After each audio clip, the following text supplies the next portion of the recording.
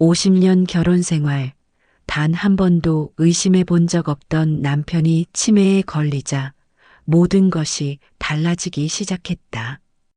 김정수는 병원 복도 의자에 앉아 손을 떨고 있었다. 72세의 나이에도 꼿꼿한 자세를 유지하던 그녀였지만 오늘만큼은 어깨가 축 늘어져 있었다. 옆에 앉은 남편 박영수는 멍하니 천장을 바라보고 있었다. 평생 카리스마 넘치던 75세 전직 교장 선생님의 모습이 아니었다. 박영수 환자 보호자님? 간호사의 부름에 정순이 벌떡 일어났다. 영수는 여전히 자리에서 움직이지 않았다. 정순이 그의 팔을 살짝 잡아당기자 그제서야 고개를 돌렸다. 여보, 들어가야 해요.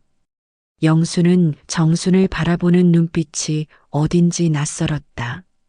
마치 처음 보는 사람을 보는 것 같은 시선이었다. 하지만 곧 평소의 모습으로 돌아와 고개를 끄덕였다. 진료실 안에서 의사는 차트를 보며 심각한 표정을 지었다. 젊은 의사였지만 경험이 많아 보였다. 정수는 가슴이 두근거려 숨쉬기가 힘들었다. 검사 결과를 말씀드리겠습니다. 아무래도 초기 알츠하이머형 치매로 보입니다.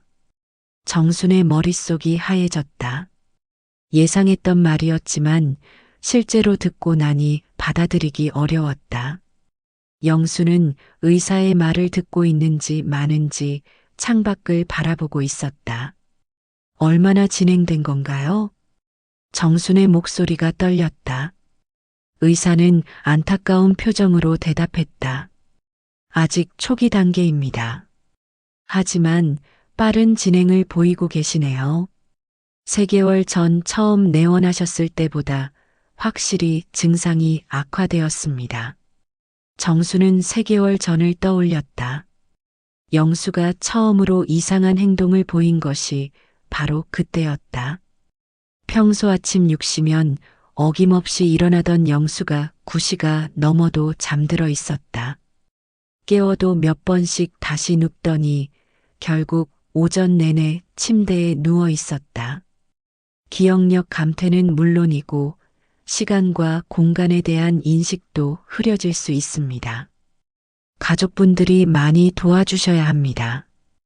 의사의 설명이 계속되었지만 정수는 제대로 듣지 못했다. 50년을 함께 산 남편이 자신을 알아보지 못할 날이 올 수도 있다는 생각에 눈물이 핑 돌았다. 집으로 돌아오는 택시 안에서 영수는 계속 조용했다. 평소 같으면 의사의 진단에 대해 이런저런 질문을 했을 텐데 오늘은 그냥 창밖만 바라보고 있었다. 정수는 영수의 손을 잡았다. 여전히 따뜻하고 큰 손이었지만 힘이 없어 보였다. 여보, 괜찮아요. 우리 천천히 이겨내봐요. 정순의 말에 영수가 고개를 돌렸다.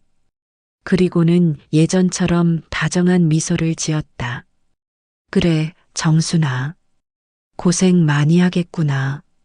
그 말을 듣는 순간 정순의 가슴이 저려왔다. 아직은 자신을 알아보고 있구나.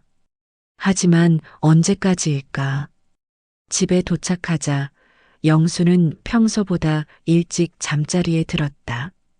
정수는 거실에 홀로 앉아 오늘 받은 약 봉지를 들여다보았다. 치매 진행을 늦춰주는 약이라고 했다.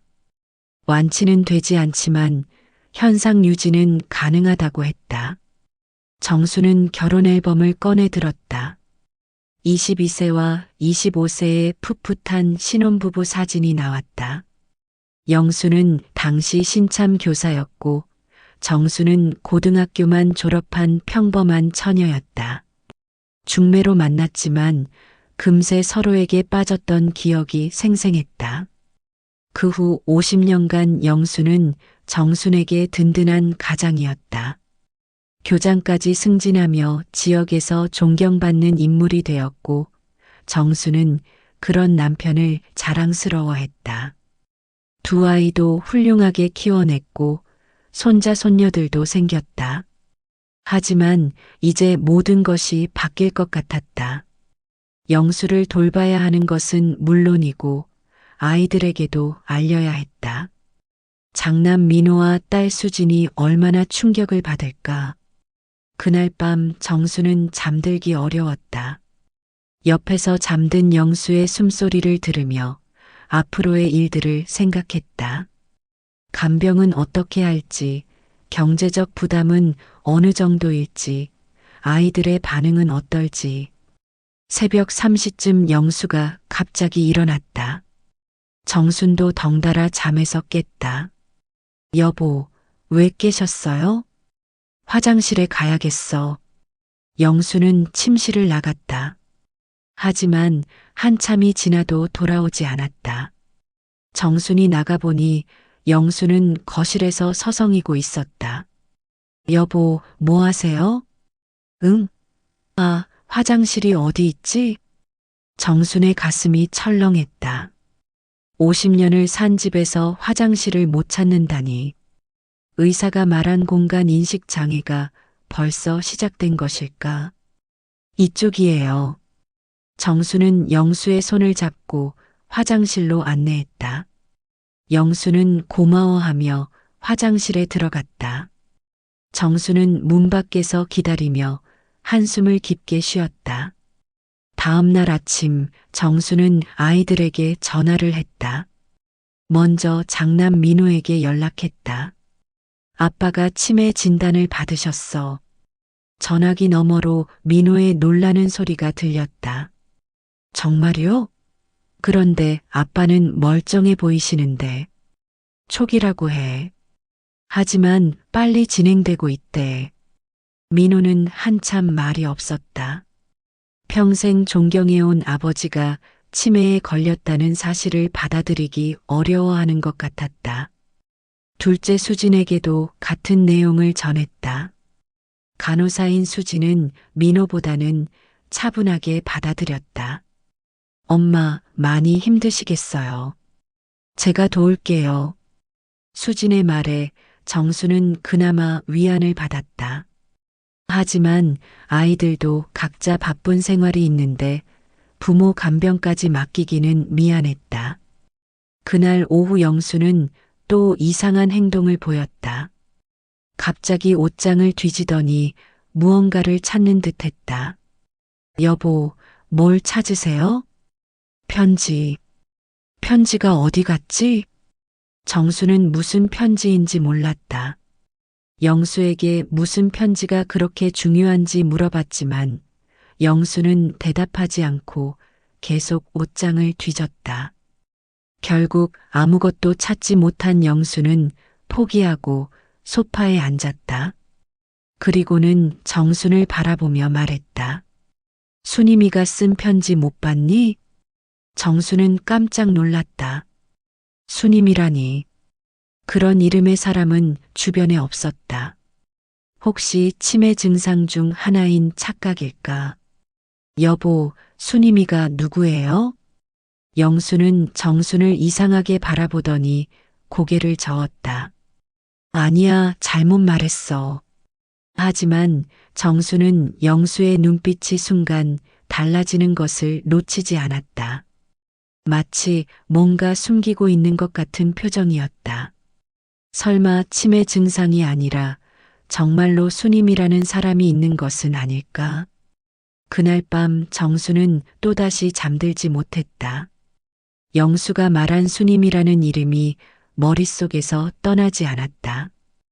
혹시 예전에 들어본 적이 있나 기억을 더듬어 봤지만 전혀 생각나지 않았다. 옆에서 잠든 영수를 바라보며 정수는 복잡한 심정이었다. 50년을 함께 살면서 남편에 대해 모든 것을 안다고 생각했는데 치매가 시작되면서 낯선 면모를 보게 되니 당황스러웠다. 하지만 이것은 시작에 불과했다. 앞으로 정순이 발견하게 될 진실은 50년 결혼 생활을 송두리째 흔들어 놓을 만큼 충격적인 것이었다. 치매 진단을 받은 지 일주일이 지났다. 정수는 영수의 변화를 세심하게 관찰했다. 아침에 일어나는 시간이 불규칙해졌고 가끔 정순을 다른 사람으로 착각하기도 했다. 하지만 무엇보다 신경 쓰이는 것은 영수가 자꾸 순임이라는 이름을 언급한다는 것이었다. 여보, 아침 드세요. 정순이 상을 차려놓고 영수를 불렀다. 영수는 식탁에 앉아 밥을 먹기 시작했다. 평소보다 젓가락질이 어설프고 느렸지만 그럭저럭 혼자 먹을 수 있었다. 순임아, 이 나물 맛있네. 영수가 갑자기 말했다. 정수는 손이 멈췄다. 또 순임이라는 이름을 불렀다. 여보, 저는 정순이에요. 응? 아, 그래. 정순아. 미안해. 영수는 당황한 듯 웃었다. 하지만 정수는 석연치 않았다. 단순한 착각이라고 하기에는 너무 자주 반복되었다. 식사 후 영수는 거실 소파에 앉아 신문을 읽으려 했다. 하지만 같은 기사를 몇 번이나 반복해서 읽더니 결국 신문을 내려놓았다. 정순아, 내가 순임이에게 편지 써야 하는데 어디에 종이가 있지? 이번에는 직접적으로 순임이에게 편지를 쓰겠다고 했다. 정수는 더 이상 참을 수 없어 영수 옆에 앉았다. 여보, 순임이가 정말 누구예요? 제가 모르는 분인가요? 영수는 한참 정순을 바라보더니 고개를 흔들었다. 아니야, 아무도 아니야. 그냥 헷갈렸을 뿐이야. 하지만 영수의 눈에는 분명 무언가 숨기고 있다는 표정이 서려 있었다. 정수는 답답했다. 50년을 함께 살면서 이런 적은 한 번도 없었는데. 오후에 수진이 병문안을 왔다. 간호사인 딸이 와주니 그나마 마음이 놓였다. 수진은 아버지의 상태를 전문적으로 체크했다. 아빠, 오늘 기분은 어떠세요? 수진아, 왔구나. 아빠는 괜찮단다. 영수는 딸 앞에서는 비교적 정상적인 모습을 보였다. 하지만 잠시 후 또다시 이상한 말을 했다. 수진아, 순임이 언제 올까? 수진이 정순을 바라보며 눈빛으로 물었다. 정순은 고개를 저으며 모른다는 표현을 했다. 아빠, 순임이가 누구예요? 순임이는 영수는 말을 하다가 갑자기 막혔다. 그리고는 혼란스러운 표정을 지었다. 잘 모르겠어. 머릿속이 뒤죽박죽이야. 수지는 아버지의 손을 잡고 다독여 주었다. 그리고 정순에게 따로 이야기하자고 했다. 부엌에서 수진이 조용히 말했다. 엄마, 순임이라는 분 정말 모르세요? 전혀 몰라. 50년을 함께 살면서 그런 이름은 한 번도 들어본 적이 없어. 그럼 치매로 인한 착각일 가능성이 높네요. 가끔 치매 환자들이 과거 기억과 현재를 헷갈리면서 존재하지 않는 사람을 만들어내기도 하거든요. 수진의 설명에 정수는 조금 안도했다. 하지만 마음 한편으로는 여전히 의구심이 남아 있었다. 그날 저녁 정수는 영수와 함께 텔레비전을 보고 있었다. 평소 좋아하던 뉴스 프로그램이었는데 영수는 집중하지 못하고 계속 딴 곳을 보았다. 여보, 뉴스 안 보세요? 응? 아, 봐야지. 영수는 대답했지만 여전히 멍한 표정이었다. 그러다가 갑자기 일어나서 전화기로 향했다. 뭐 하세요? 순임이한테 전화해야지. 정수는 깜짝 놀라 영수를 말렸다. 여보, 순임이는 없어요. 착각하신 거예요. 아니야, 순임이는 분명히 있어. 내가 전화번호도 외우고 있어. 영수는 진짜로 전화번호를 누르기 시작했다. 정순이 받아기를 빼앗으려 하자 영수가 화를 냈다. 왜 그래? 순임이한테 전화하는 게 뭐가 나쁘다고? 여보, 진정하세요. 순임이는 정말 없어요. 결국 영수는 포기했지만 표정이 좋지 않았다. 정수는 영수의 이런 모습을 처음 보았다. 평생 온화했던 남편이 이렇게 고집을 부리다니. 밤에 잠자리에서 영수가 또 중얼거렸다. 순임아, 미안해. 연락을 못해서 미안해. 정수는 옆에서 듣고 있으면서 가슴이 답답했다. 정말 치매로 인한 착각일까? 아니면 자신이 모르는 누군가가 정말 있는 것일까? 다음 날 아침 정수는 결심했다. 혹시나 해서 영수의 개인 물건들을 살펴보기로 한 것이다. 영수가 낮잠을 자는 사이 서재로 들어가 책상 서랍을 열어보았다. 오래된 서류들, 학교 관련 자료들, 그리고 정순과의 추억이 담긴 편지들이 있었다. 하지만 순임이와 관련된 것은 찾을 수 없었다. 옷장도 뒤져봤다. 정장, 셔츠, 넥타이들 사이사이를 살펴봤지만 역시 아무것도 없었다. 정수는 안도했다. 역시 치매로 인한 착각이었구나. 하지만 그때 옷장 깊숙한 곳에서 작은 상자를 발견했다. 낡은 나무 상자였는데 정순이 본 적 없는 것이었다. 혹시나 해서 상자를 열어보려 했는데 자물쇠가 채워져 있었다. 뭐 하고 있어? 뒤에서 영수의 목소리가 들렸다. 정수는 깜짝 놀라 상자를 도로 넣었다. 옷 정리하고 있었어요. 영수는 의심스러운 눈빛으로 정순을 바라봤다. 그리고 옷장으로 다가와 상자가 있던 자리를 확인했다. 거기 건드리지 마. 영수의 목소리가 차갑게 변했다. 평생 정순에게 이런 말을 한 적이 없었는데 정순은 당황했다. 여보, 그게 뭐예요? 아무것도 아니야. 그냥 건드리지 마. 영수는 상자를 꺼내서 다른 곳으로 옮겼다. 정순이 보는 앞에서 침실 깊숙한 곳에 숨겼다. 그날 밤 정수는 잠들 수 없었다. 영수가 숨긴 상자가 계속 신경 쓰였다. 그 안에 무엇이 들어 있을까? 혹시 순임이와 관련된 물건들일까? 새벽에 영수가 또 이상한 행동을 했다. 잠결에 일어나서는 어디선가 편지를 꺼내 읽기 시작했다. 순임아, 보고 싶어. 영수가 편지를 읽으며 중얼거렸다. 정수는 숨죽이고 지켜봤다. 분명 편지가 있었다. 그럼 순임이는 정말 존재하는 사람이었나? 하지만 영수는 금세 편지를 접어서 다시 숨겼다. 정수는 그 편지가 어디에 있는지 확인하려 했지만 영수가 깨어날까봐 움직일 수 없었다. 다음 날 정수는 40년 지기 친구 김복순에게 전화했다. 복순아, 나 좀 이상한 일이 생겼어. 무슨 일인데? 정수는 영수의 치매 소식과 함께 순임이라는 이름에 대한 이야기를 했다. 순임이라고? 그런 이름 들어본 적 없는데.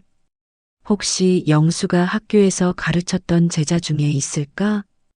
복순의 말에 정수는 번뜩 생각이 났다. 그럴 수도 있겠구나. 영수가 40년간 교사 생활을 했으니 기억에 남는 제자가 있을 수도 있었다. 복순아, 나 학교에 한번 가볼까 해. 그래, 가서 물어봐. 혹시 모르잖아. 정수는 결심했다. 영수가 마지막으로 근무했던 고등학교에 가서 순임이라는 이름의 제자가 있었는지 알아보기로 했다. 더 이상 이런 의심 속에서 살 수는 없었다. 그러나 정수는 아직 몰랐다. 자신이 찾고 있는 수님이라는 여자가 단순한 제자가 아니라 영수의 인생에서 가장 중요한 사람 중 하나였다는 사실을. 정수는 영수가 마지막으로 근무했던 성심고등학교 앞에 서 있었다. 20년 전 영수가 교장으로 퇴임할 때 함께 왔던 기억이 났다. 그때는 자랑스러운 마음이었는데 오늘은 복잡한 심정이었다. 교무실로 들어가자 몇몇 교사들이 정순을 알아보았다. 아직도 영수를 기억하는 선생님들이 있었다. 어머, 박 교장님 부인 아니세요? 중년의 여교사가 반갑게 맞아주었다. 정수는 영수의 병 소식을 간단히 전한 후 본론을 꺼냈다. 혹시 이수님이라는 제자가 있었는지 아시는 분 계실까요? 남편이 자꾸 그 이름을 언급해서요. 교사들이 서로 눈을 마주쳤다. 그들의 표정이 미묘하게 변하는 것을 정순이 느꼈다. 이수님이요? 그분 말씀이시군요. 나이든 남교사가 조심스럽게 말을 꺼냈다. 예, 혹시 아세요? 네, 기억납니다. 20년 전쯤 우리 학교를 졸업한 학생이에요. 아주 똑똑하고 예쁜 아이였죠. 정순의 가슴이 두근거렸다. 역시 실존 인물이었구나. 그 아이가 어떤 아이였나요? 성적도 우수하고 모범적인 학생이었어요. 박 교장님이. 그러니까 남편분이 특히 아껴주셨던 것 같아요. 교사의 말에 정수는 묘한 느낌을 받았다. 특히 아껴주셨다니. 지금은 어떻게 지내는지 아시나요? 교사들이 또다시 서로 눈치를 봤다. 뭔가 말하기 어려운 일이 있는 것 같았다. 그게 이수님 학생은 몇 년 전에 교통사고로 돌아가셨어요. 정수는 충격을 받았다. 수님이 죽었다니. 언제 돌아가신 건가요? 한 20년 정도 됐을 거예요.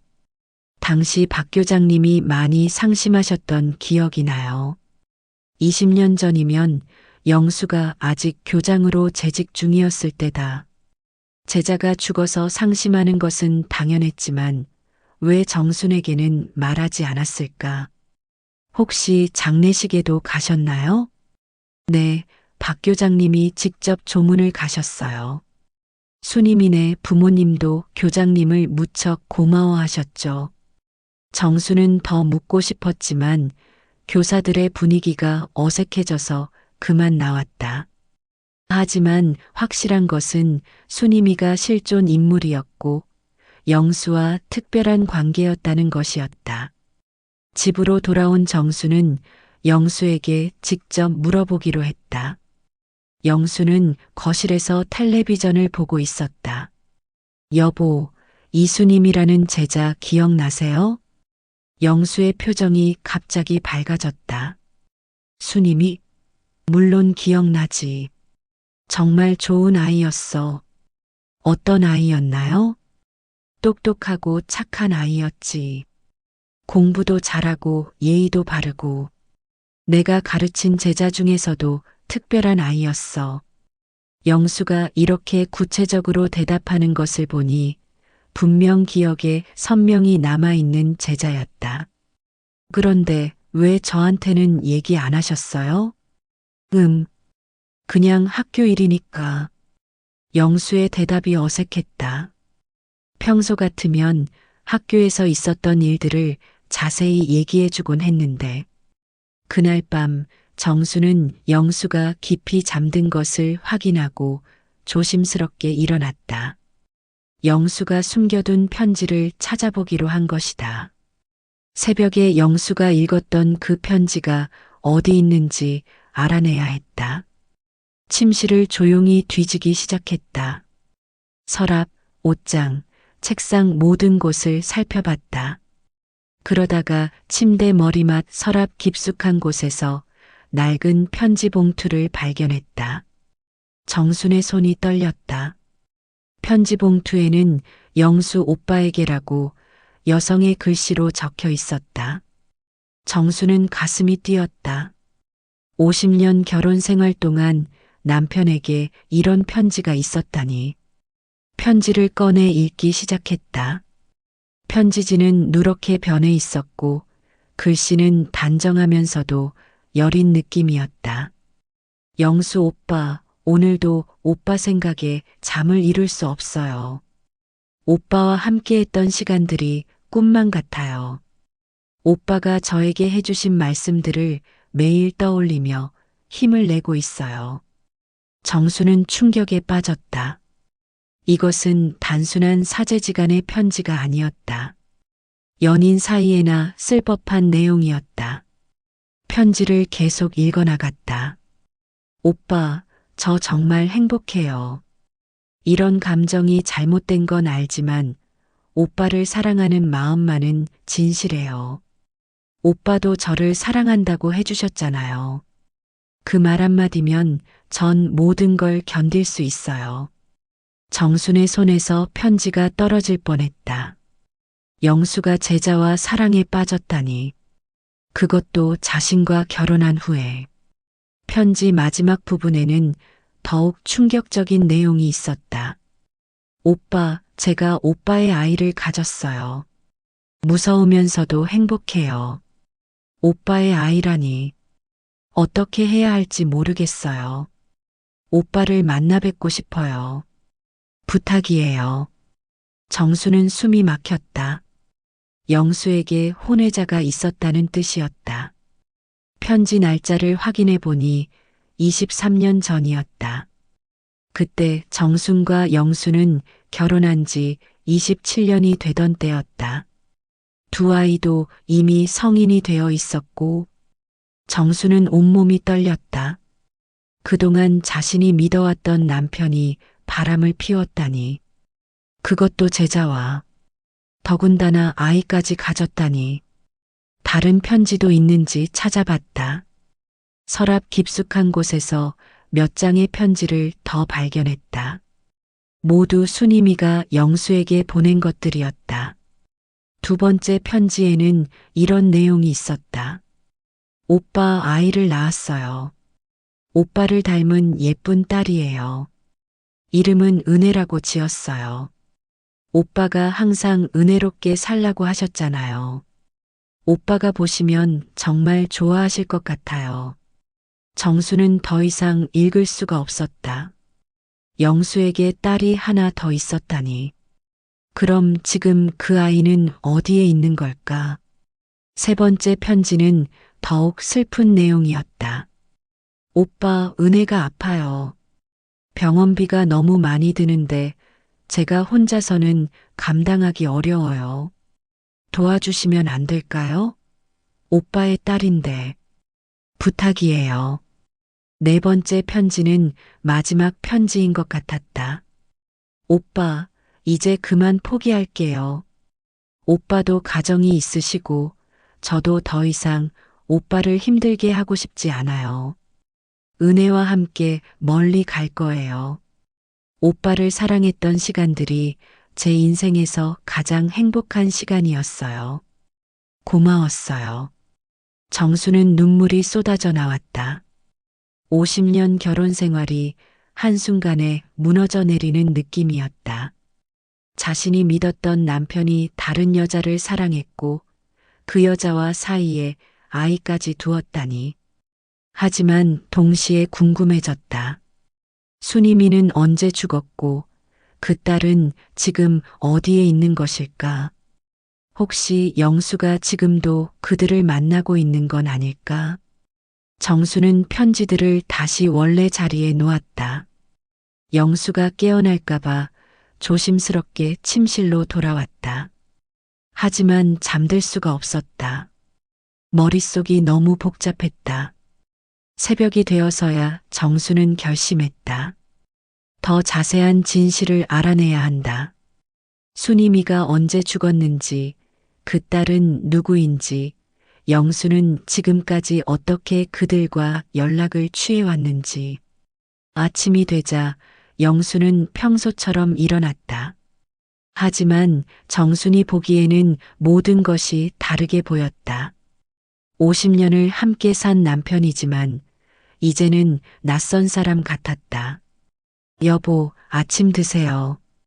정수는 평소처럼 식사를 차려주었지만 마음은 복잡했다. 영수는 아무것도 모르는 듯 밥을 먹고 있었다. 정순아, 고마워. 영수의 말에 정수는 쓴웃음을 지었다. 고맙기는. 50년 동안 자신을 속였으면서 그날 정수는 또다시 복순에게 전화했다. 이 비밀을 혼자 안고 있기에는 너무 힘들었다. 복순아, 큰일이야. 정수는 어젯밤 발견한 편지에 대해 모든 것을 털어놓았다. 복수는 말을 잇지 못했다. 정순아, 정말이야? 영수가? 편지가 증거야. 수님이라는 여자와 바람 피우고 아이까지 뒀어. 그럼 그 아이는 지금 어디 있는 거야? 모르겠어. 그게 제일 궁금해. 정수는 결심했다. 더 이상 숨어서 눈치만 볼 수는 없었다. 진실을 모두 파헤쳐야 했다. 그래야 이 50년 결혼 생활이 무엇이었는지 알 수 있을 것 같았다. 편지를 발견한 지 사흘이 지났다. 정수는 영수를 볼 때마다 복잡한 심정이었다. 50년을 함께 산 남편이지만 이제는 전혀 다른 사람처럼 느껴졌다. 영수는 여전히 치매 증상으로 순이미를 그리워하고 있었지만 정수는 이제 그 이유를 알고 있었다. 여보, 약 드세요. 정순이 치매 약을 건네주었다. 영수는 순순히 받아먹었다.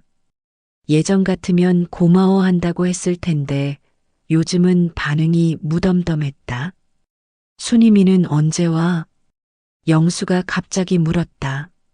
정수는 가슴이 철렁했다. 여보, 순이미는 안 와요. 왜? 오기로 했는데. 영수의 치매가 진행되면서 과거와 현재를 구분하지 못하고 있었다.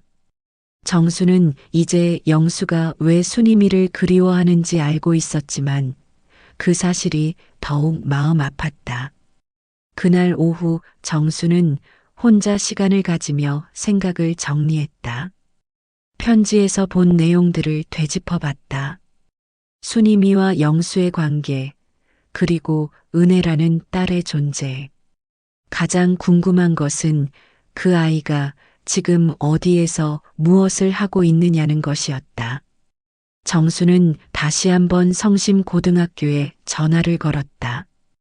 이번에는 좀 더 구체적으로 물어보고 싶었다. 안녕하세요. 며칠 전에 갔던 박 교장님 부인입니다. 아, 네. 안녕하세요. 혹시 이수님 학생에 대해 좀 더 자세히 알 수 있을까요? 남편 치매가 심해져서 자꾸 찾거든요. 전화 너머로 한참 침묵이 흘렀다. 그리고 조심스러운 목소리가 들렸다.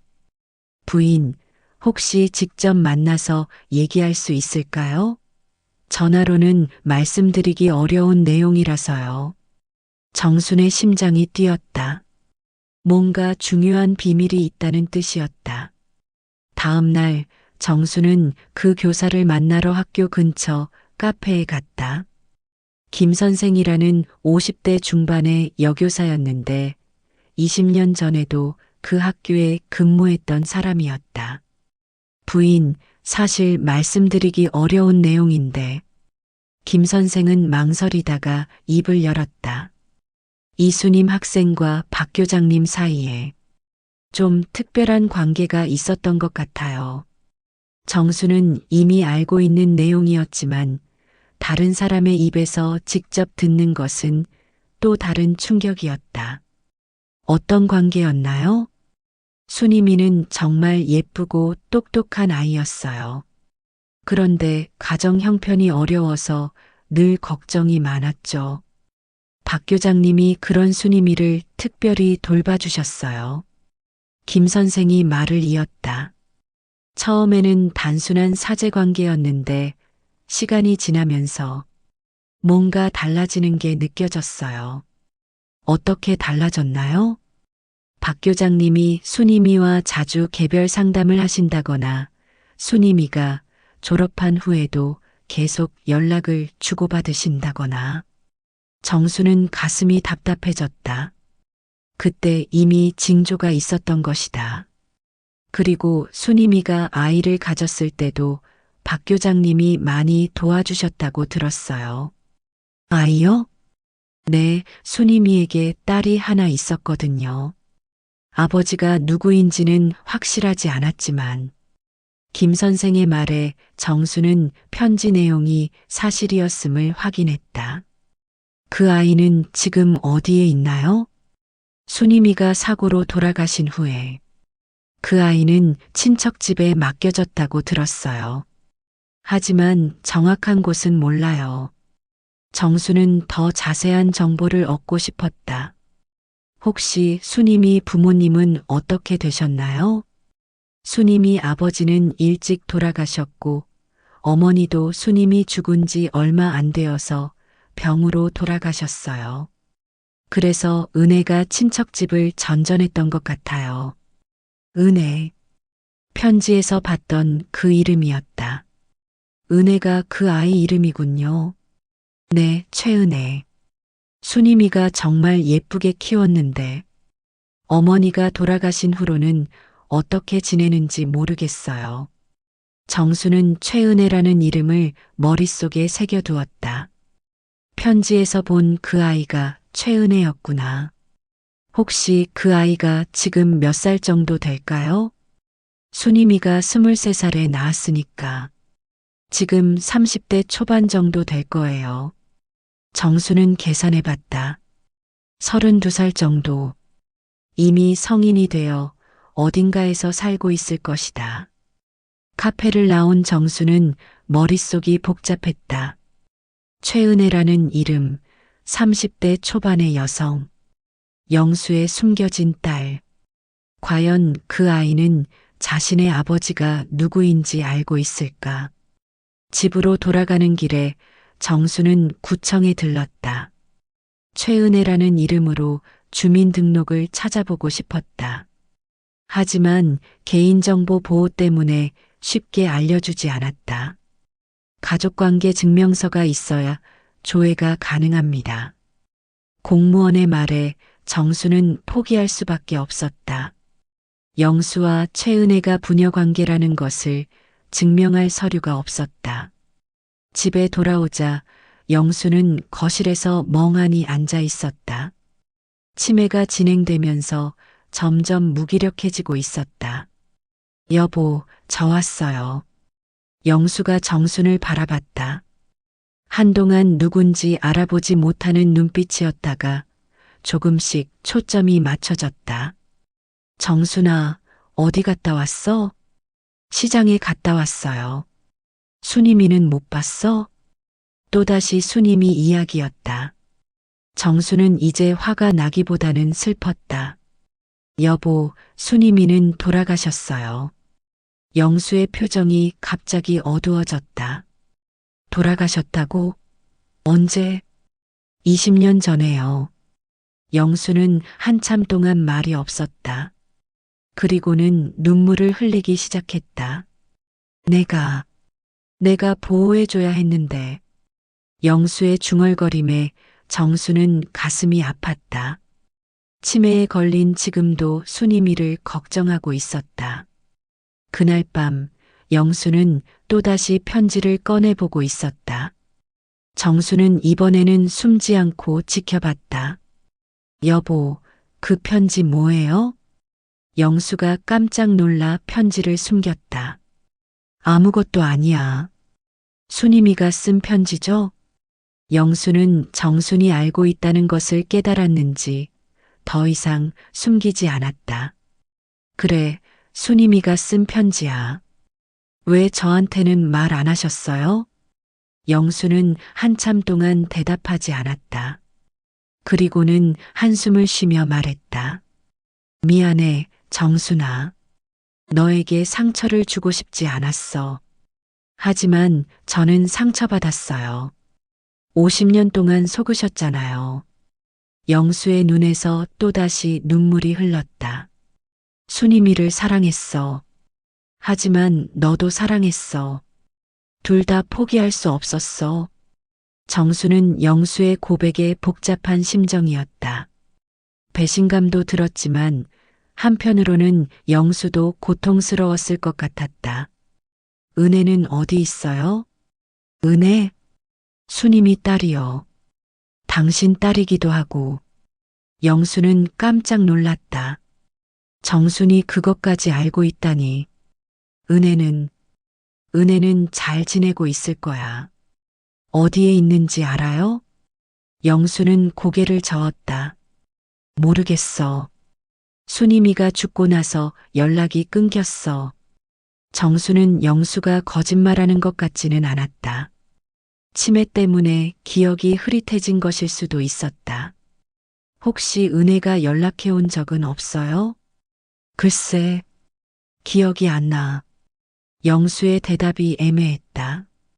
정수는 혹시 은혜가 영수에게 연락을 해왔을지도 모른다는 생각이 들었다. 그날 밤 정수는 다시 한번 영수의 물건들을 뒤져봤다. 혹시 은혜와 관련된 다른 편지나 연락처가 있을까 해서였다. 서재 책상 깊숙한 곳에서 수첩 하나를 발견했다. 오래된 전화번호부였는데 그 안에 최은혜라는 이름과 전화번호가 적혀 있었다. 정순의 손이 떨렸다. 영수가 은혜의 연락처를 알고 있었구나. 그럼 지금까지 연락을 주고받았을지도 모른다.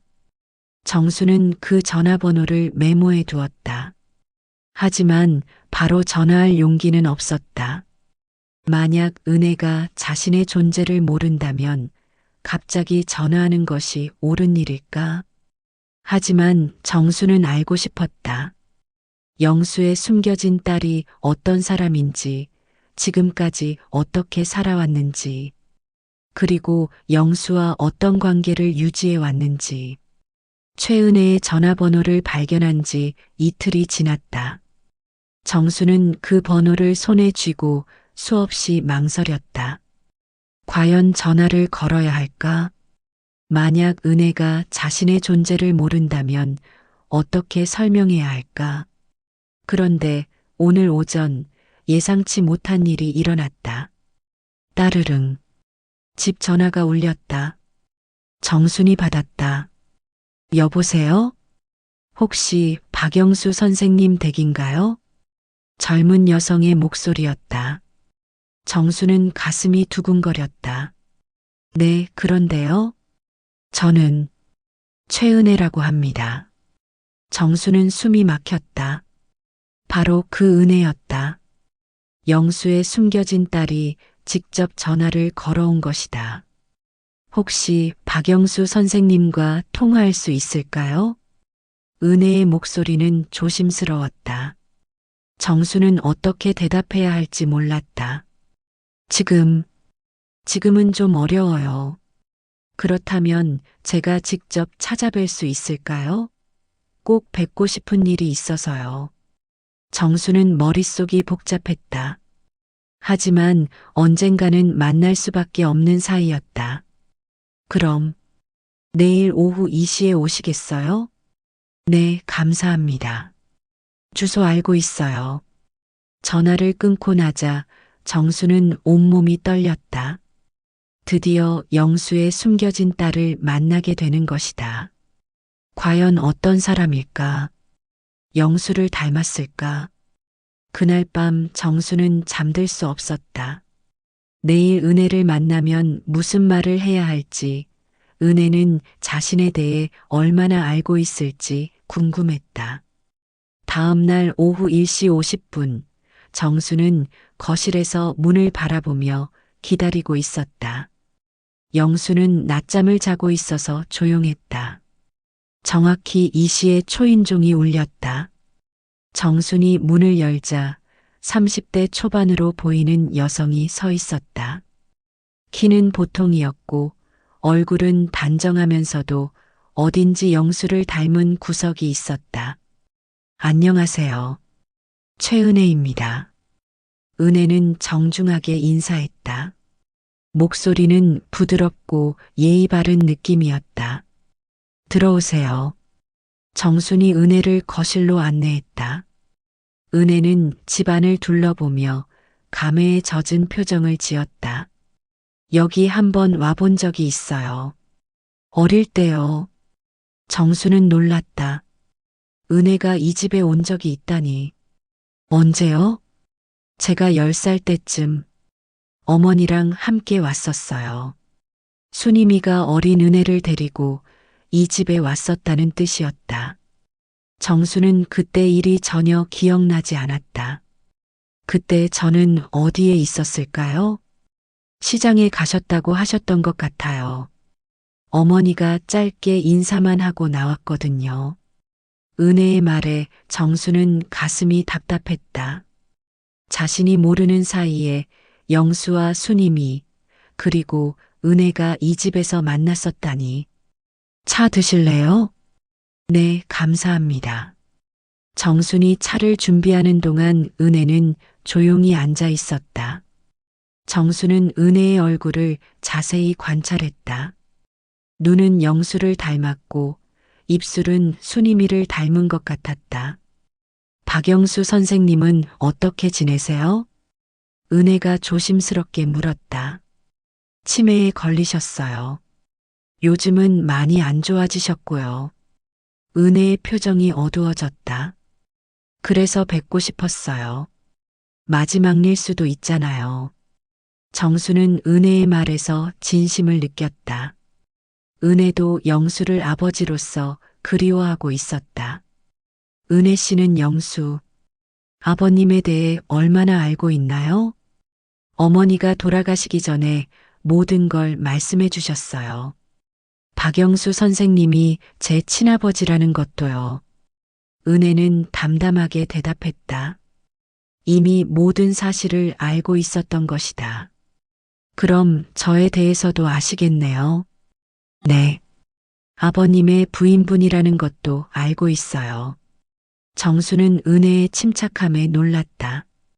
이런 복잡한 상황에서도 차분하게 대화할 수 있다니. 어머니는 항상 죄송하다고 하셨어요. 남의 남편을 사랑하게 되어서요. 은혜의 말에 정수는 복잡한 심정이었다. 그동안 어떻게 지내셨어요? 어머니가 돌아가신 후에는 외할머니 댁에서 자랐어요. 외할머니도 돌아가신 후에는 혼자 생활했고요. 힘들었겠어요. 처음에는 힘들었죠. 하지만 아버님이 가끔 도와주셨거든요. 정수는 깜짝 놀랐다. 영수가 도와줬다고요? 네. 학비나 생활비를 간간히 보내주셨어요. 물론 직접 만나지는 않았지만요. 정수는 충격을 받았다. 영수가 지금까지 은혜를 몰래 도와주고 있었다니. 얼마나 자주요? 대학 다닐 때까지는 꾸준히 도움받았어요. 졸업하고 취업한 후에는 제가 사양했지만요. 정수는 가계부를 떠올렸다. 가끔씩 용처를 알 수 없는 지출이 있었는데 그것이 은혜에게 보낸 돈이었구나. 지금은 뭘 하세요?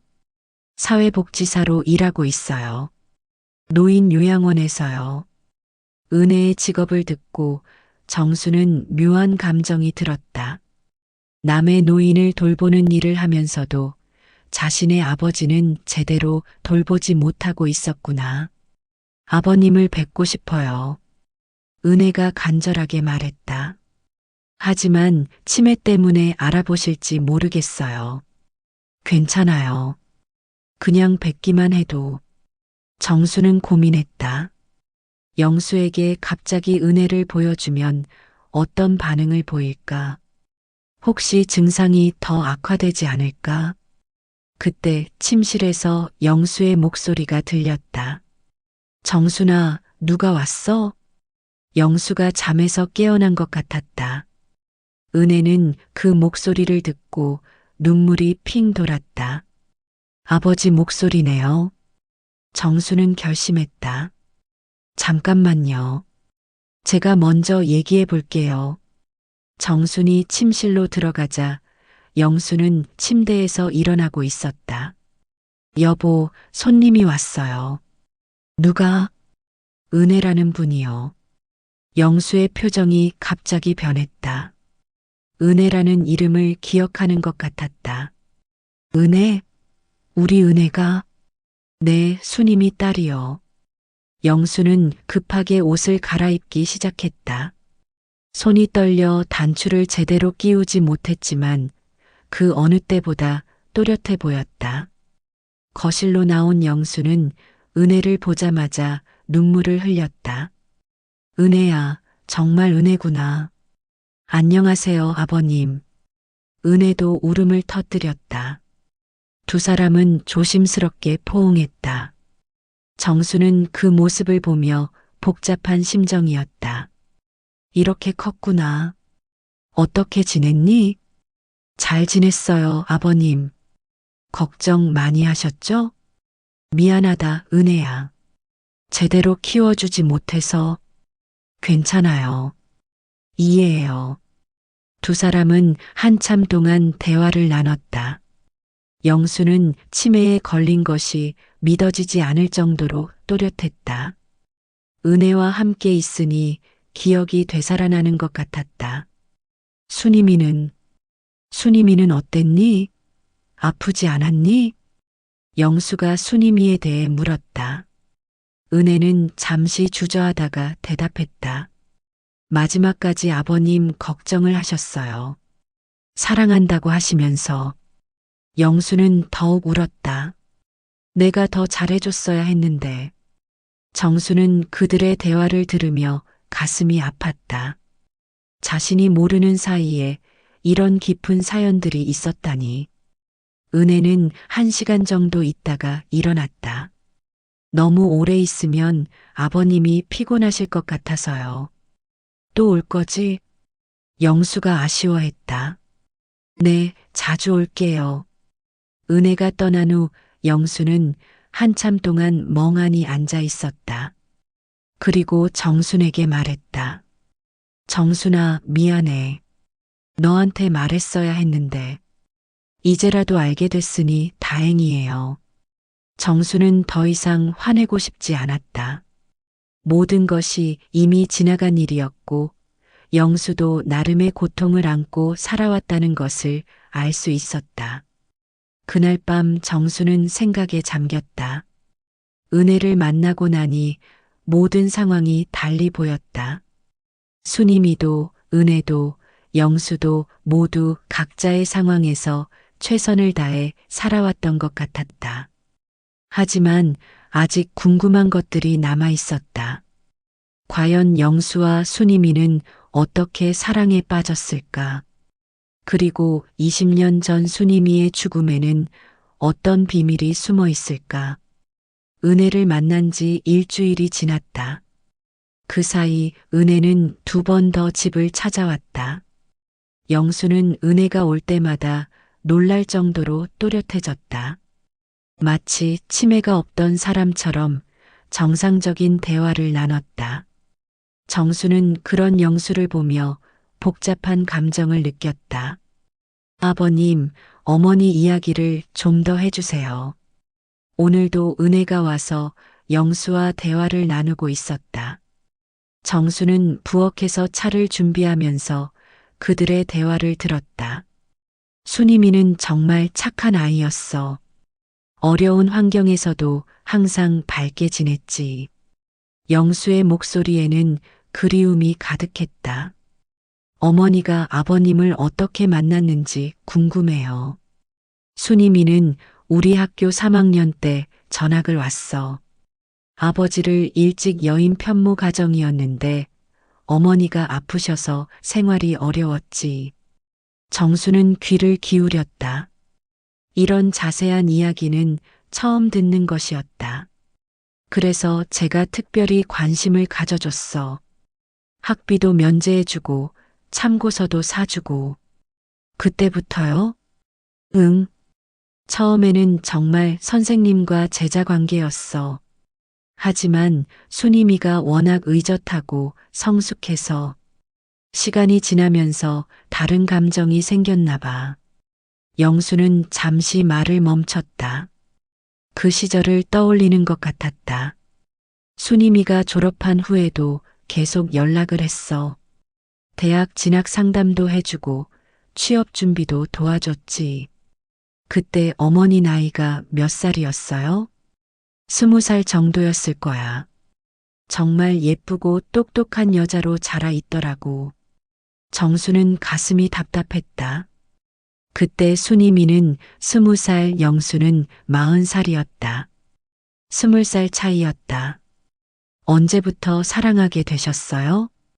은혜의 질문에 영수는 한참 생각했다. 정확히 언제부터인지는 모르겠어. 어느 순간 순이미가 내게 특별한 존재가 되어 있더라고. 어머니도 아버님을 사랑했나요? 그럼 순이미도 나를 사랑한다고 했어. 하지만 우리 관계가 잘못된 거라는 것도 알고 있었지. 정수는 부엌에서 찻잔을 들고 있는 손이 떨렸다. 남편의 입에서 직접 다른 여자를 사랑했다는 고백을 듣는 것이 이렇게 아플 줄 몰랐다. 그럼 저는 언제 생겼어요? 내가 생겼을 때 순이미가 얼마나 기뻐했는지 몰라. 내 아이를 가졌다고 해서 아버님도 기뻤어요? 영수는 잠시 망설였다. 솔직히 말하면 처음에는 당황스러웠어. 나한테는 이미 가정이 있었으니까. 하지만 곧 기뻤지. 순이미와 내 사이의 아이라니. 정수는 더 이상 듣고 있을 수가 없어서 거실로 나왔다. 차 나왔어요. 정순이 찻잔을 내려놓자 은혜가 미안한 표정을 지었다. 어머님, 불편하시죠? 괜찮아요. 정수는 억지로 웃으며 대답했다. 하지만 은혜는 정순의 진심을 알아채는 것 같았다. 사실 제가 온 이유가 따로 있어요. 은혜가 갑자기 말을 꺼냈다. 뭔가요? 어머니가 돌아가시기 전에 저에게 전해달라고 하신 말씀이 있어요.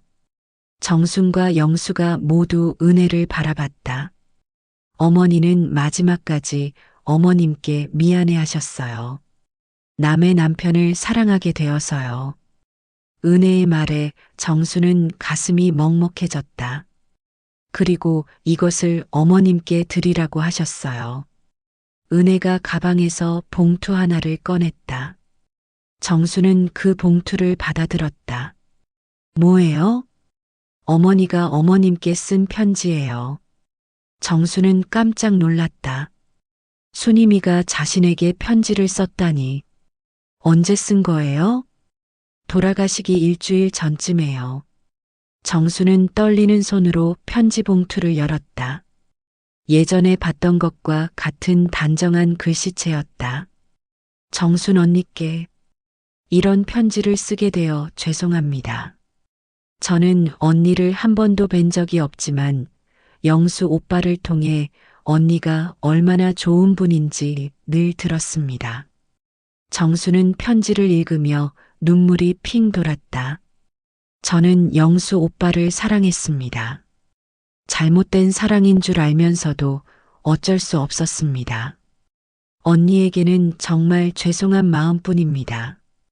편지를 계속 읽어나갔다. 은혜를 낳아 기르면서 늘 미안했습니다.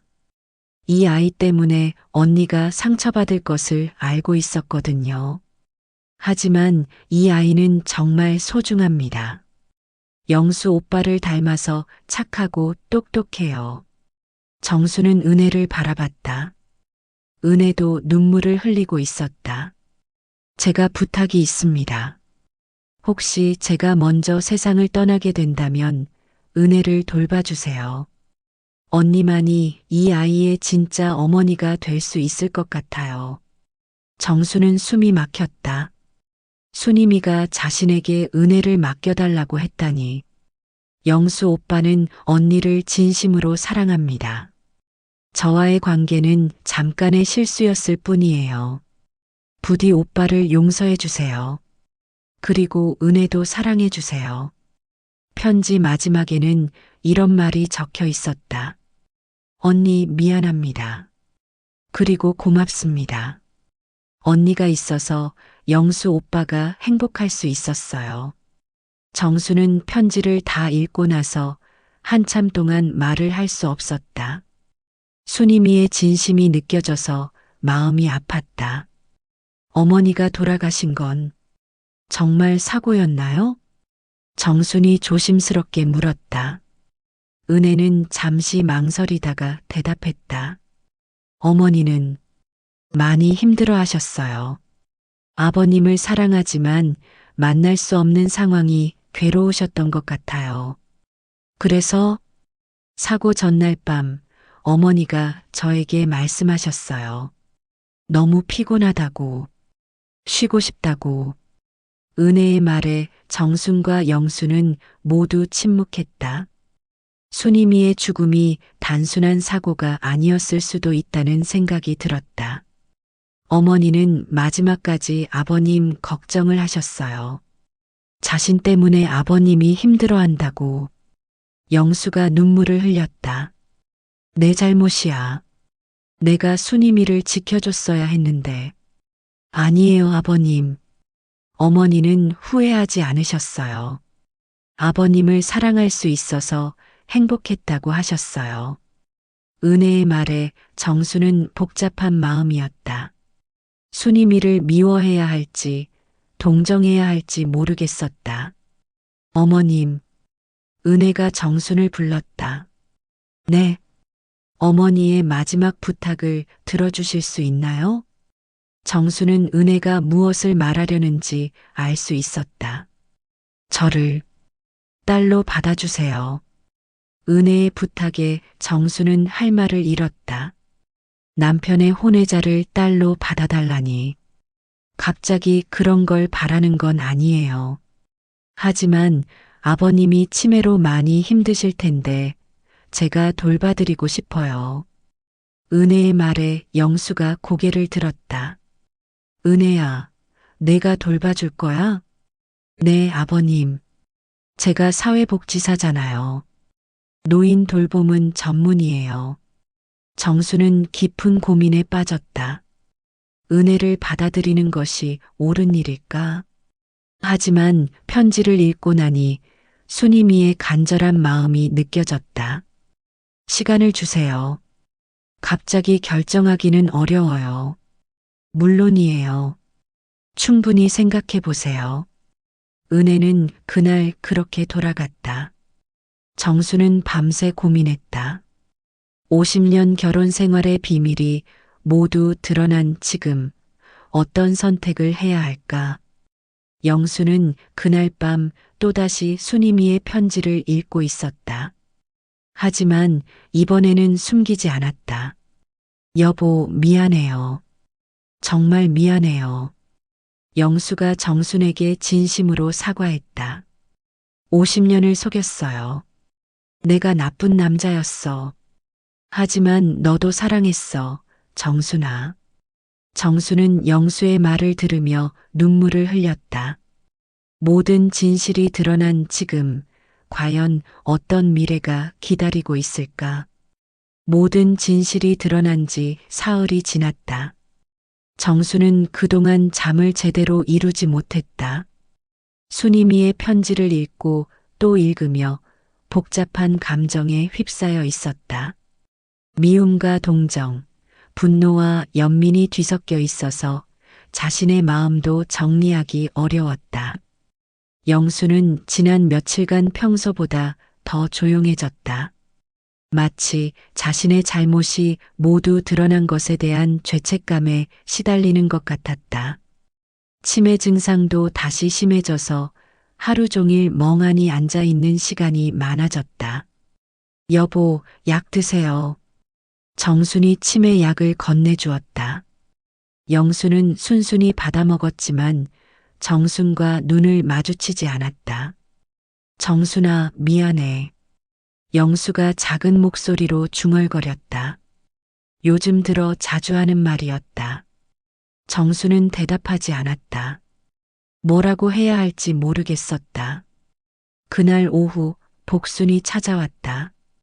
정순이 지난 일들을 모두 털어놨기 때문에 복순은 걱정되어서 온 것이었다. 정순아, 괜찮아? 글쎄, 잘 모르겠어. 정수는 지친 목소리로 대답했다. 그 은혜라는 애는 어떻더라? 착한 아이야. 예의도 바르고 똑똑해 보이고. 그럼 다행이네. 하지만 너 정말 그 아이를 딸로 받아들일 거야?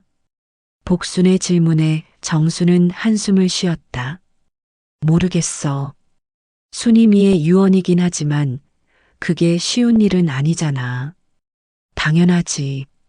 남편의 바람둥이 딸을 왜 내가 키워야 해? 복순의 말에 정수는 가슴이 답답했다. 복순의 말이 틀린 건 아니었지만 은혜를 직접 만나보니 그렇게 단순하지 않았다. 하지만 은혜한테는 죄가 없어. 그 아이도 피해자야. 그래도 한계가 있는 거 아니야? 50년을 속인 남편도 모자라서 그 딸까지. 복순의 말에 정수는 문득 화가 났다. 지금까지 억눌러왔던 분노가 폭발하는 것 같았다. 맞아. 나는 바보였어. 50년 동안 완전히 속았지. 정순의 목소리가 높아졌다. 영수가 거실에서 고개를 들었다. 영수도 나쁘지만 순임이도 나쁜 거 아니야? 유부남인 걸 알면서도 유혹한 거잖아. 정순아, 목소리 좀 낮춰. 영수가 듣고 있어. 들어도 상관없어. 이제 숨길 것도 없잖아. 정수는 거실로 나가서 영수를 바라봤다. 여보, 50년 동안 나를 바보로 만든 기분이 어때요? 영수는 놀란 표정으로 정순을 바라봤다. 정순아, 나는 당신만 믿고 살았어요. 다른 남자는 쳐다보지도 않고, 그런데 당신은? 정순의 눈에서 눈물이 쏟아져 나왔다. 당신은 젊은 여자와 바람 피우고 아이까지 낳고, 나는 그것도 모르고 착한 아내 노릇만 했어요. 미안해, 정순아. 정말 미안해. 영수도 눈물을 흘렸다. 미안하다고 해서 다 해결돼요? 50년이 없어져요? 정수는 더 이상 참을 수 없어서 밖으로 뛰쳐나갔다. 복순이 뒤따라왔다. 정순아, 진정해. 어떻게 진정해? 내 인생이 뭐야? 남편은 바람둥이고 이제 와서 그 딸까지 받아들이라고? 정수는 아파트 계단에 주저앉아 울었다. 72년 인생에서 이렇게 절망스러운 적은 없었다. 복순이 정순의 어깨를 두드려 주었다. 많이 힘들겠지만 그래도 결정은 내가 해야 해. 뭘 결정해? 이혼할까? 이 나이에? 그것도 하나의 방법이지. 복순의 말에 정수는 생각에 잠겼다. 정말 이혼을 할까? 하지만 영수는 이미 치매에 걸려서 혼자 살 수 없는 상태였다.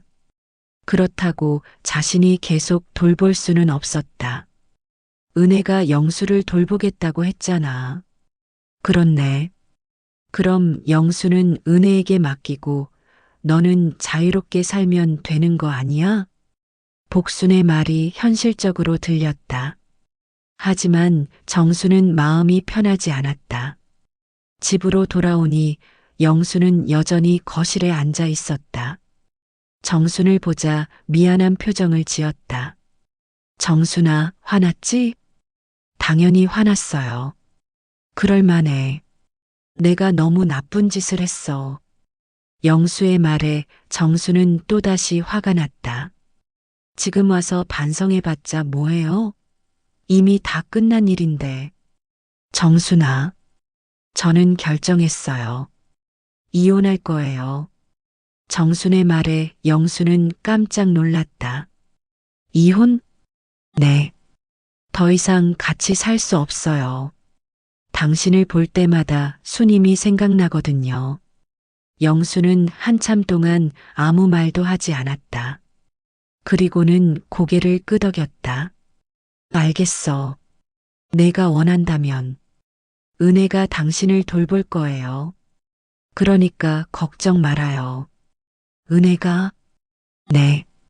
그 아이가 아버지를 돌보고 싶어 해요. 영수는 복잡한 표정을 지었다. 정순아, 마지막으로 부탁 하나만 할게. 뭔데요? 은혜를 미워하지는 마.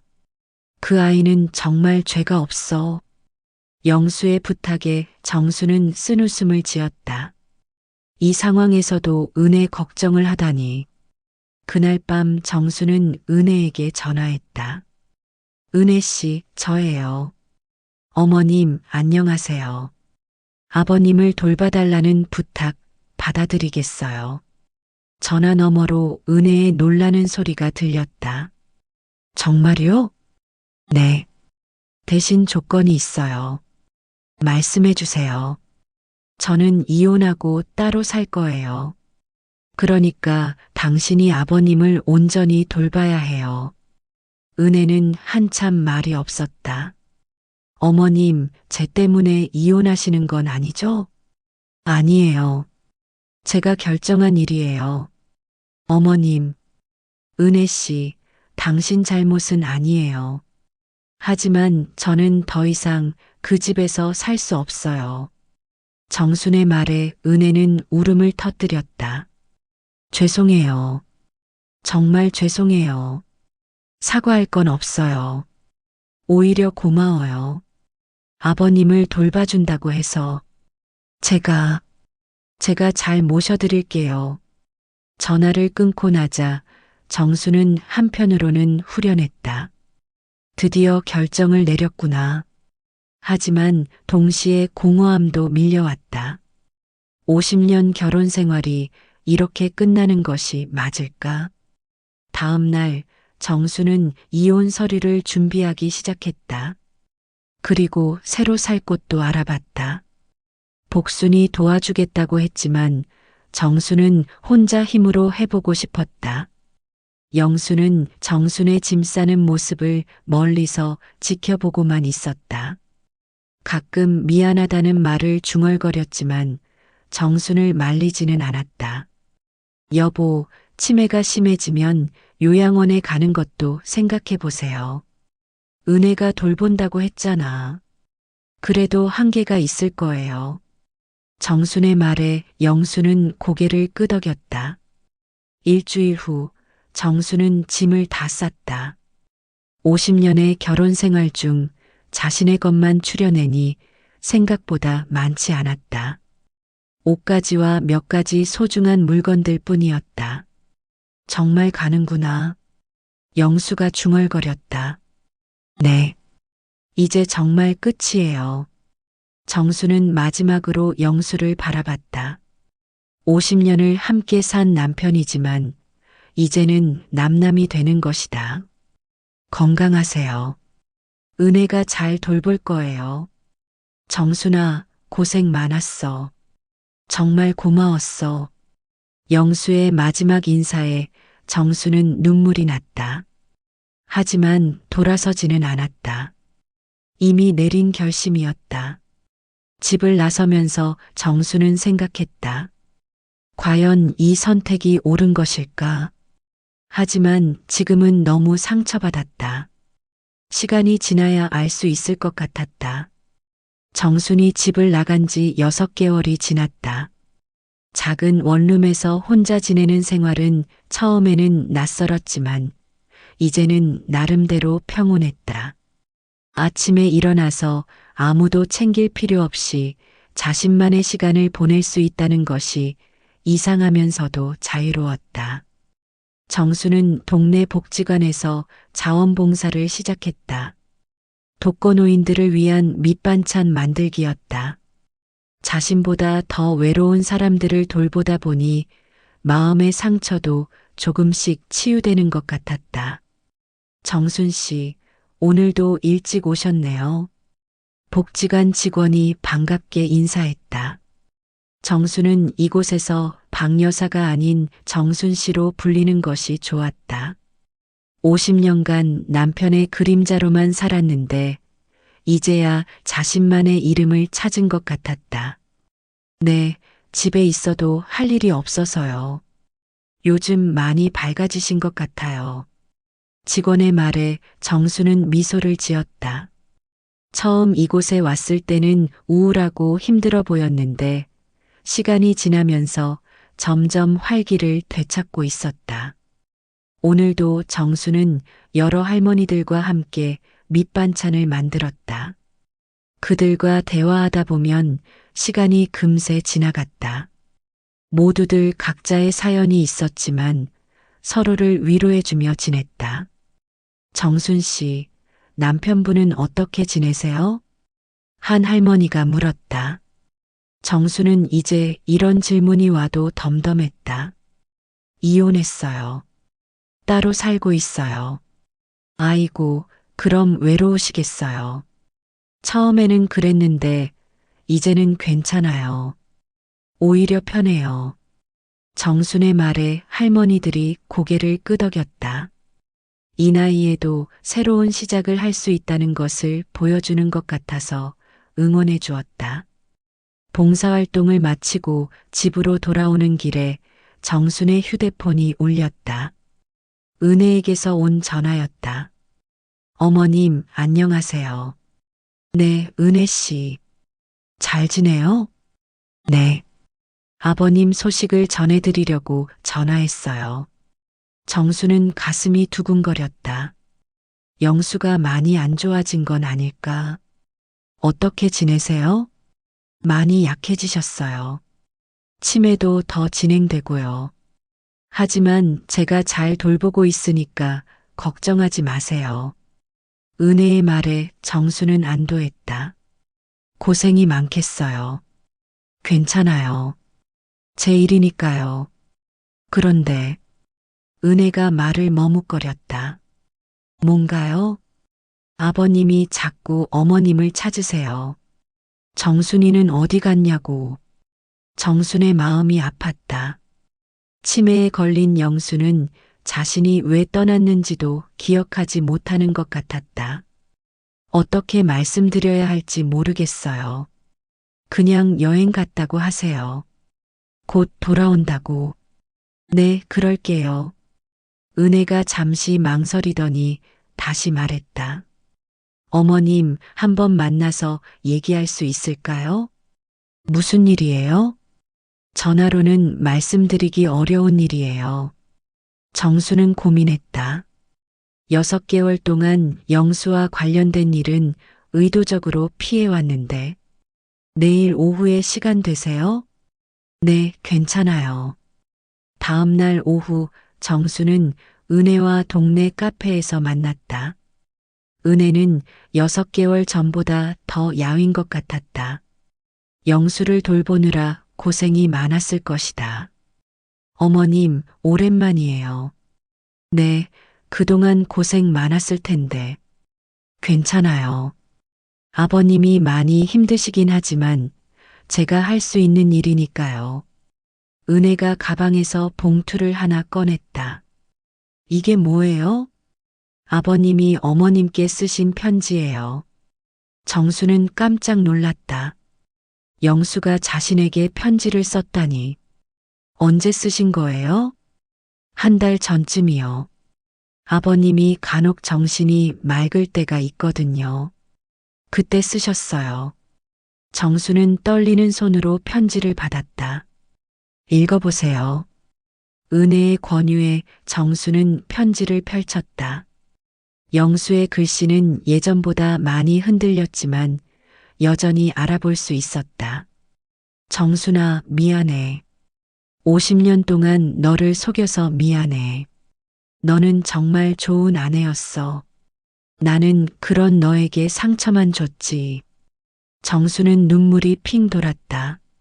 순이미를 사랑했던 것도 사실이고 은혜를 낳은 것도 사실이야. 하지만 그것 때문에 너를 잃을 줄은 몰랐어. 너무 늦었지만 진심으로 사과할게. 편지를 계속 읽어나갔다. 은혜가 정말 잘 돌봐주고 있어. 착한 아이야. 너도 이 아이를 미워하지 말았으면 좋겠어. 모든 잘못은 내가 한 일이니까.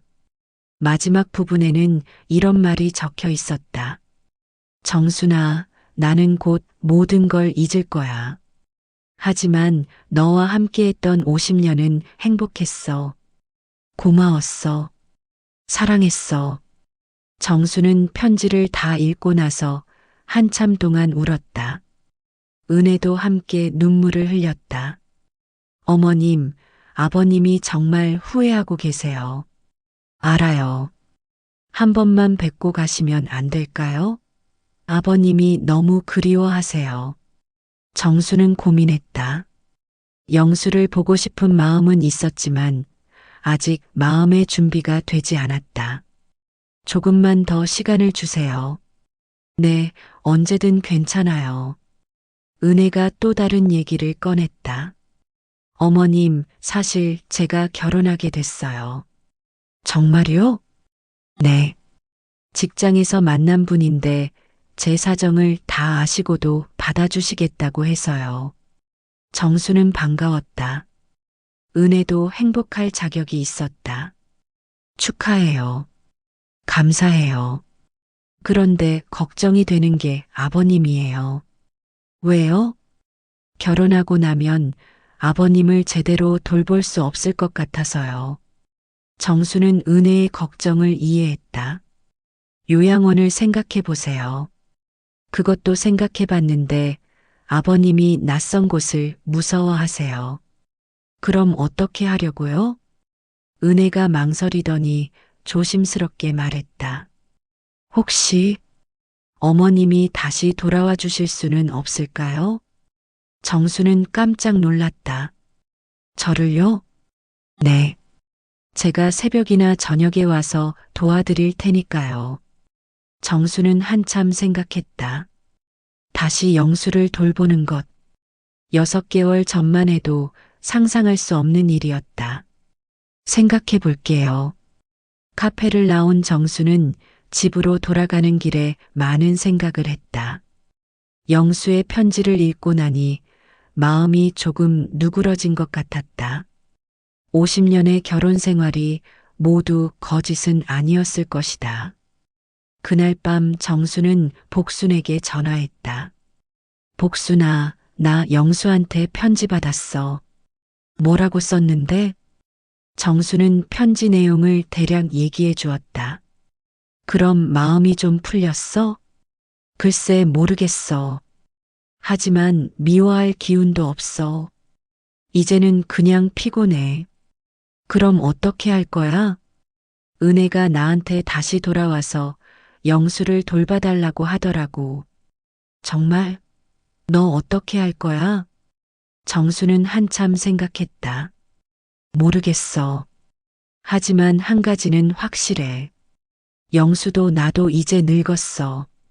앞으로 남은 시간이 얼마나 될까? 일주일 후 정수는 결정했다. 영수를 다시 돌보기로 한 것이다. 하지만 예전과는 다른 조건이었다. 은혜 씨, 제가 돌아갈게요. 정말요? 네. 하지만 아내로 돌아가는 게 아니에요. 그냥 간병인으로요. 어머님, 이혼은 그대로 유지할 거예요. 하지만 영수가 혼자 있기는 불쌍하니까. 은혜는 눈물을 흘리며 고마워했다. 감사해요. 정말 감사해요. 대신 당신도 자주 와야 해요. 저 혼자서는 한계가 있어요. 물론이에요. 매일 올게요. 한 달 후 정수는 다시 그 집으로 돌아왔다. 하지만 마음가짐은 완전히 달랐다. 이제는 영수의 아내가 아닌 한 사람의 간병인으로서였다. 정순아, 돌아왔구나. 영수는 정순을 보고 기뻐했지만 왜 떠났다가 왔는지는 기억하지 못하는 것 같았다. 네, 돌아왔어요. 정수는 담담하게 대답했다. 예전 같은 애정은 없었지만 미움도 없었다. 그냥 동병상련의 마음이었다. 그날부터 정수는 새로운 마음으로 영수를 돌봤다. 치매가 많이 진행되어 있었지만 정순이 돌봐주니 안정되는 것 같았다. 은혜도 약속대로 매일 찾아와서 도왔다. 그리고 3개월 후 조용한 결혼식을 올렸다. 정순도 참석해서 축하해 주었다. 어머님, 정말 감사해요. 행복하게 사세요. 정순은 진심으로 은혜의 행복을 빌어주었다. 이제 정순의 하루는 영수를 돌보는 것으로 채워졌다. 하지만 예전과 달리 의무감이 아닌 선택이었다. 그래서인지 마음이 편했다. 영수는 점점 더 많은 것들을 잊어갔다. 순이미의 이름도, 과거의 일들도. 하지만 이상하게도 정순에 대한 기억은 오래 남아 있었다. 정순아, 고마워. 영수가 가끔 이렇게 말했다. 정수는 더 이상 상처받지 않았다. 오히려 따뜻한 마음이 들었다. 어느 날 저녁 정수는 영수와 함께 결혼 앨범을 보고 있었다. 영수는 사진 속의 자신을 알아보지 못했지만 정수는 알아봤다. 이 여자 누구야? 영수가 사진 속 정순을 가리키며 물었다. 저예요. 당신 아내. 아, 그래. 예쁘네. 정수는 웃음이 났다. 50년 전 자신을 예쁘다고 하다니. 그날 밤 정수는 생각했다. 인생이란 참 복잡한 것 같다. 사랑과 미움, 배신과 용서가 뒤섞여 있다. 하지만 결국 남는 것은 함께했던 시간들이었다. 정수는 이제 편안했다. 과거를 용서했고 현재를 받아들였다. 그리고 남은 시간을 의미 있게 보내려고 했다.